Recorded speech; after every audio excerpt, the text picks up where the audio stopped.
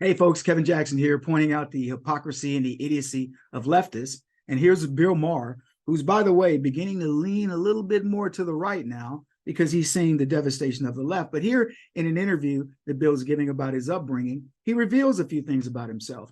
He calls the time of his growing up in New Jersey idyllic.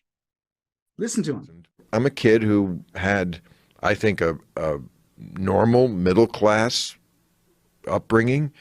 I consider it an idyllic time. I consider it an innocence you couldn't buy today.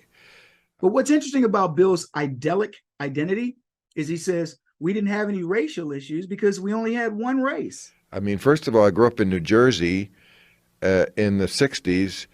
There was no racial issues because there was only one race in town. That's just the way it was. I'm not saying that's good. It wasn't, but so there weren't racial issues. White folks. Now, there's nothing wrong with that. Bill didn't have a choice with that. The people in the town didn't necessarily have a choice. Bill and his town just happened to be homogeneously white. And Bill described it as idyllic. He's not describing it as racially bad. He's just saying that's the way it was.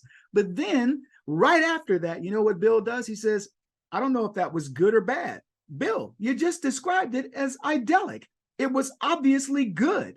Now, if you want to say, well, I would have liked to have had more people to interact with, it would have made my frame of reference about life different. Okay, fine. But it was idyllic. You have nothing to apologize for, and neither did anybody living in the town. But Bill is apologizing for the best situation that he ever grew up in his life, and that is his own talking. He's the one saying it.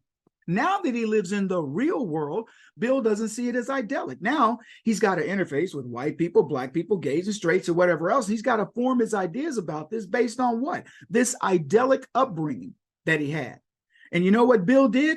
All along the way, in whatever 60 plus years he's been alive, he got it wrong.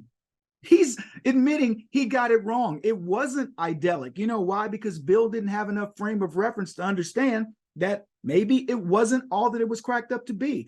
Maybe Bill and that idyllic idea and this utopia the Democrats want to build where we all kumbaya doesn't exist. You know what Bill's idyllic upbringing would have been? Conservative. It would have been idyllic where he grew up around everybody. He understood that it didn't matter that it was white people. It wasn't about their color. It was about what he was describing. One of the things he described, there wasn't a lot of divorce. There wasn't even any divorce. It was really the land that time forgot. It was Leave It to Beaver land. Would that matter? Would the idyllic nature of his upbringing have been different if all the white people had gotten divorced and there was a bunch of messing around or whatever else? Of course it would have. Had nothing, anything he describes has nothing to do with race identity. But Bill has to make it that way. And of course, he wishes now, in retrospect, that his idyllic city had been more mixed, because that would have been what? Utopia? It would have been exactly what he's experiencing today, where everybody would have been separating themselves by race, genders, all the other things that leftists tend to separate themselves on. So see, that's what I love about leftists. They talk themselves into the death spiral, and here's Bill Maher doing exactly that. I'm Kevin Jackson, folks. Check me out, the Kevin Jackson Network. Hey, folks, Kevin Jackson here. I've been shadow banned, but you are the difference maker. All you got to do is click those links. All you got to do is join me here, wherever you find my videos, join me. And most importantly, make sure you go to my website and get signed up and get in my database. They can't do anything about that. So be sure to keep in touch.